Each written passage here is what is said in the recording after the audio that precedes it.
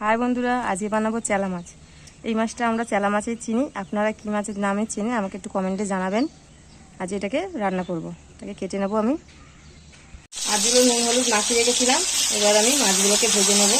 এইভাবে কিছুটা মাছ ভেজেছি আর কিছুটা মাছ ভাজছি। আমি এইভাবে একটা একটা করে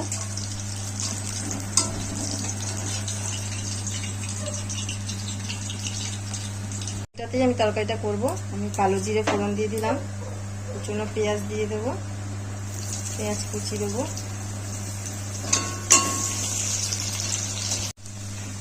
আদা রসুনের পেস্টটা দিয়ে দেবো। এটা আদা রসুন পেঁয়াজ পেস্ট করা আছে,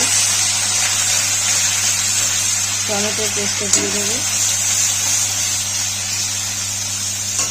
লঙ্কা হলুদ দিয়ে দেবো, হলুদ গুঁড়ো, লঙ্কার গুঁড়ো, জিরের গুঁড়ো, আমি একটা ছোট তেজপাতা দিয়েছি, দিয়ে আমি মশলাটাকে কষিয়ে নেব।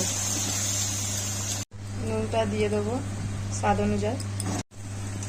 তরকারি থেকে আমার তেলটা ছেড়ে দিয়েছে মশলা থেকে, এবার আমি জল দিয়ে দেবো।